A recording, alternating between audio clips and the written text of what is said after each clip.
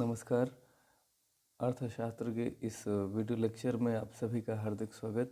निर्धनता रेखा के निर्धारण की विभिन्न विधियां हम पढ़ रहे थे। पॉवर्टी लाइन कैसे तय की जाती है कि कितनी हो।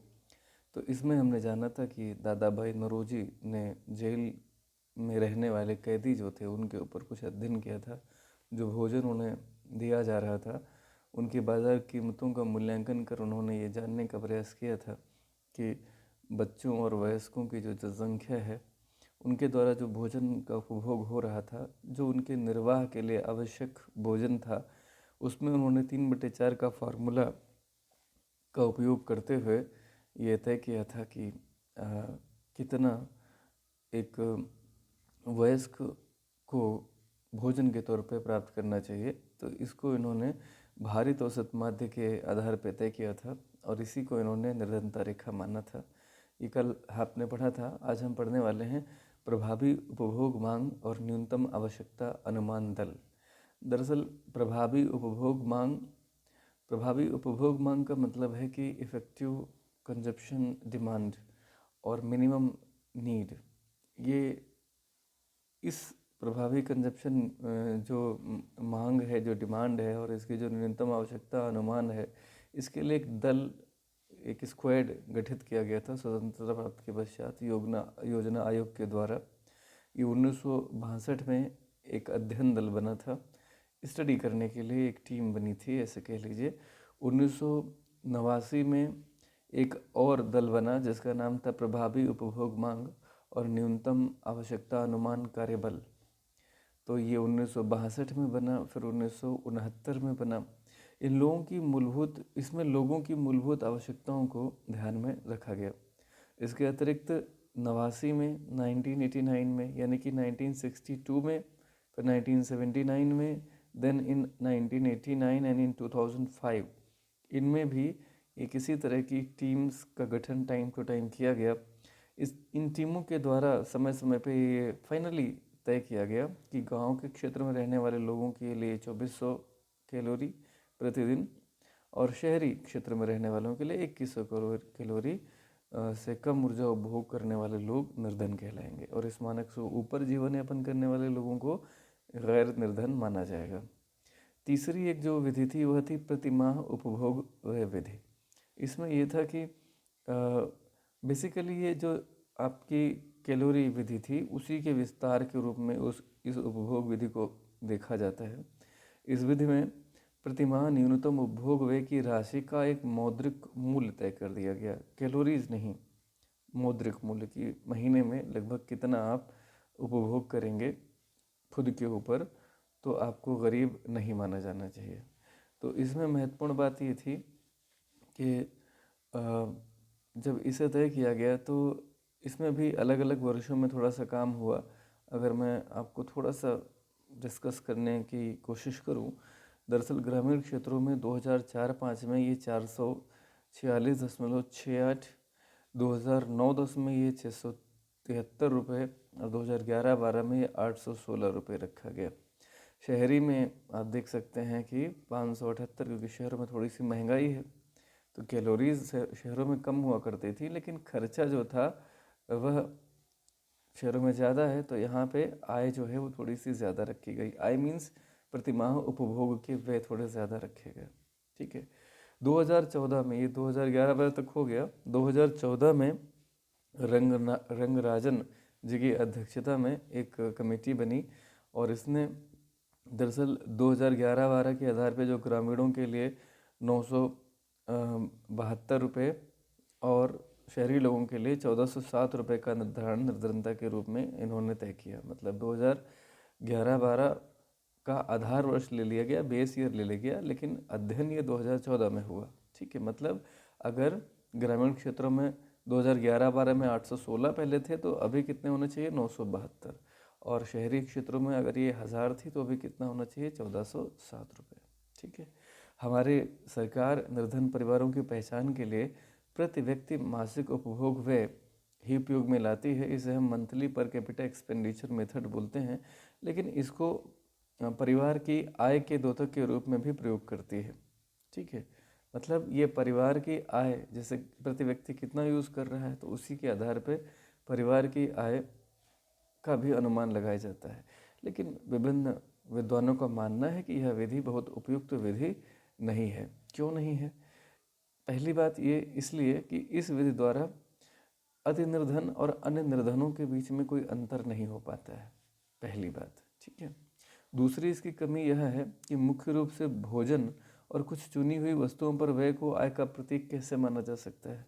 विभिन्न प्रकार के अन्न भी तो खर्चे होते हैं, केवल भोजन और कुछ चुनी हुई वस्तुओं पर व्यय आय का प्रतीक कैसे हो सकता है? क्या मनुष्य की समस्त आय केवल भोजन और कुछ चुनी हुई वस्तुओं पर ही खर्च होती है? तो यह भी इसकी कुछ कमी मानी गई। इसके अलावा जो तीसरी इसकी कमी मानी गई वह यह कि निर्धनता रेखा का आकलन जब सरकार कर रही है तो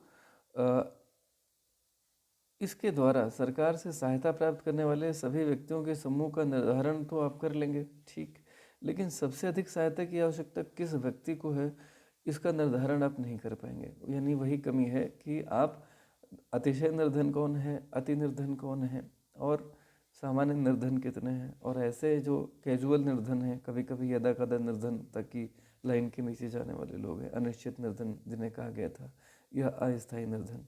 तो ये इसकी कमी है कि इसका निर्धारण यहाँ नहीं हो पाता। चौथा पॉइंट है आय और संपत्ति स्वामित्व के अतिरिक्त भी कई कारण हैं, जैसे बुनियादी शिक्षा, स्वास्थ्य सेवा, पेयजल, स्वच्छता, ये कुछ कारण हैं। सुलभता मुद्दों को निर्धनता परीक्षण में पॉवर्टी लाइन के अंतर्गत शामिल ही नहीं किया गया। तो इस तरह से ये इस मामले में फेल हो जाती है। कुछ अर्थशास्त्री ये भी मानते हैं कि आंकड़े जब इस आकलन में एकत्र किया गया तो उन्हें दरअसल उपभोग टोकरी यानी कंजप्शन बकेट में शामिल किया जाता है। निर्धनता रेखा आकलन की क्रियाविधि और निर्धनों की संख्या में हेरा फेरी निर्धनों की संख्या कम दिखाने के लिए सरकार करती है। तो कहीं ना कहीं कुछ लोगों का तो आरोप यहाँ तक है, ये भी आरोप लगाया जाता है कि भारत सरकार ने अभी तक जो आंकड़े जारी किए हैं वह आंकड़े भी संभवतः वास्तविकता गरीबों की संख्या से कुछ कम है। तो ये इतने सारे आरोप जब आते हैं तो इसमें कुछ विद्वान यह भी कहते हैं कि पॉवर्टी लाइन के अलावा गरीबी के आकलन की कुछ और भी वैकल्पिक विधियों का उपयोग किया जा सकता है, जैसे सेन सूचकांक का प्रयोग कर सकते हैं। अमर्त्य सेन जी के द्वारा यह प्रतिपादित किया गया। आप लोगों को शायद जानकारी हो, अगर नहीं है तो सुने कि अमर्त्य सेन भारत के प्रथम अर्थशास्त्री हैं जिन्हें अर्थशास्त्र का, इकोनॉमिक्स का नोबेल प्राइज़ मिला पहली बार। ठीक है, अर्थशास्त्र का कौन सा प्राइज़ मिला? नोबेल प्राइज़ मिला। ठीक है, जैसे साहित्य का पहला नोबेल प्राइज़ मिला था किसको? रविन्द्रनाथ जी को। वैसे ही अर्थशास्त्र का पहला नोबेल इन्हें मिला। और कब मिला था ये मिला था इनको 1998 में मिला था। ठीक है, तो इन्होंने एक सेन सूचकांक दिया था। अर्थशास्त्री अमर्त्य सेन का बहुत सारा काम रहा है गरीबी और भुखमरी पर। इनकी एक किताब भी आई है 1981 में आई है। बुक का नाम है poverty and famine. Yes, poverty and famine नाम की बुक में इन्होंने पॉवर्टी पे काफ़ी कुछ अध्ययन किया है।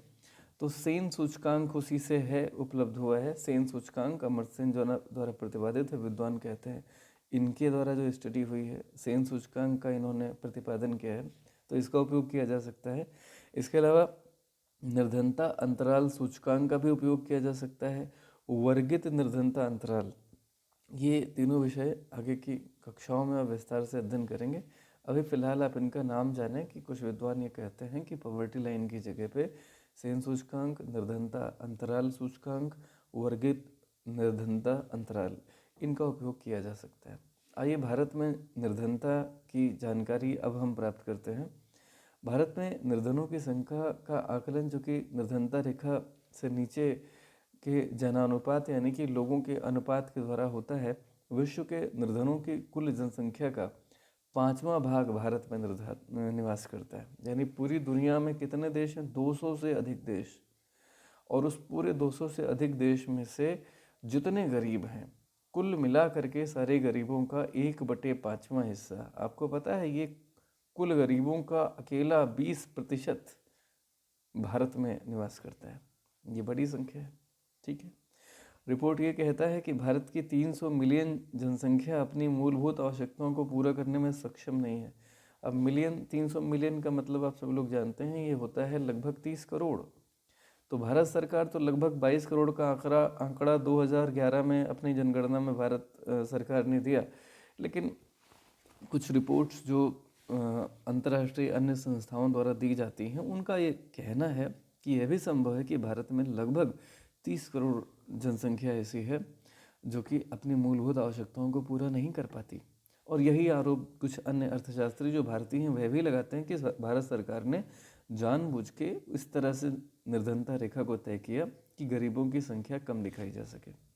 देश की जनसंख्या के अनुमान को प्रतिशत के रूप में अगर व्यक्त करें, ठीक है, निर्धनता विषयक आंकड़े वर्तमान में नीति आयोग, पहले में ये पूर्व में ये योजना आयोग हुआ करता था, अब नीति आयोग निर्धनता से संबंधित आंकड़े जारी करता है, ठीक है। तो ये आंकड़े राष्ट्रीय प्रतिदर्श सर्वेक्षण संगठन द्वारा उपभोग व्यय के आधार पर आंकलित किए जाते हैं, यानी कि इकट्ठा किए जाते हैं। 2013-14 के आर्थिक सर्वेक्षण के अनुसार देश में निर्धनों की संख्या 21.9% है, ठीक है। जब निर्धनों की संख्या का अनुपात निर्धनता रेखा से नीचे के जनानुपात द्वारा, जनानुपात माने पब्लिक का रेशियो, लोगों का अनुपात, इसके द्वारा तय किया जाता है, तो उसे हम व्यक्ति गणना अनुपात कहते हैं। ये याद रखिएगा, व्यक्ति गणना अनुपात क्या है? जब निर्धनों की संख्या का अनुपात हम निर्धनता रेखा से नीचे के लोगों के अनुपात के द्वारा तय करें, इसी को व्यक्ति गणना अनुपात कहा जाएगा, ठीक है। तो ये आपने जान लिया। आइए थोड़ा सा और जानते हैं निर्धनों की संख्या और निर्धनता अनुपात क्या है।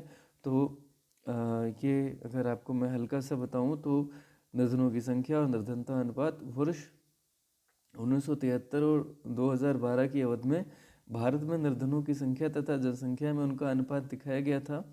और वर्ष 1973-74 में 320 मिलियन से अधिक व्यक्ति निर्धनता रेखा से नीचे थे, जबकि वर्ष 73-74 में 320 मिलियन यानी 32 करोड़ से अधिक व्यक्ति निर्धनता रेखा के नीचे थे।